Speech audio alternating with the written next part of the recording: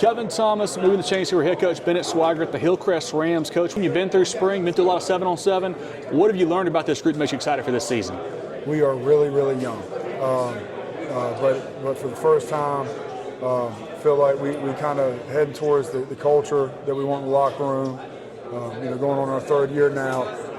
Like Jackson Free, our starting quarterback, they were here as freshmen my first year, right? So these guys kind of know what we expect and what we want. But at the same time, I think we're really talented. We're just going to be a lot of sophomores, maybe even a freshman out there. So excited, but it's been challenging. Who are a couple guys on Friday nights this fall we should keep an eye on that could be star players for you?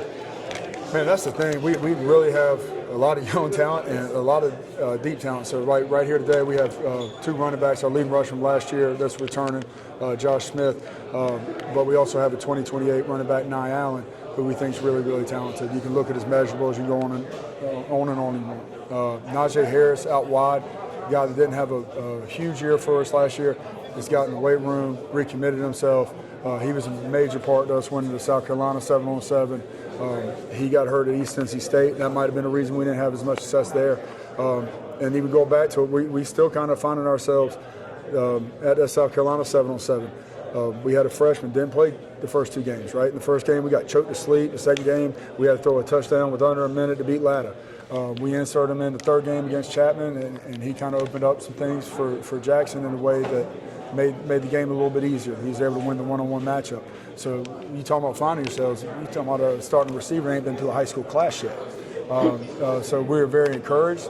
At the same time, we know we're talented and we know what could be, but we want to make it that way, the right way. And the good part is we're here on the foundation of it. So we're going a little bit slower as far as install. We ain't worried about concepts as much as we're worried about fundamentals. Squeezing blocks, defeating blocks, tackling the ball carrier, so on and so forth. So it's been a very encouraging, rewarding experience. And to ultimately answer your question, there's no telling right now.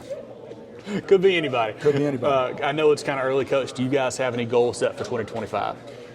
Well, you always want to, you want to beat your rival. You want to win the region, and then after that, what I try to sell our guys is we want to be there on Thanksgiving, right? To us, if you're there in the semifinals, the football shape funny. It can bounce all kind of different ways. We'd like to kind of separate ourselves as a Turkey Day team.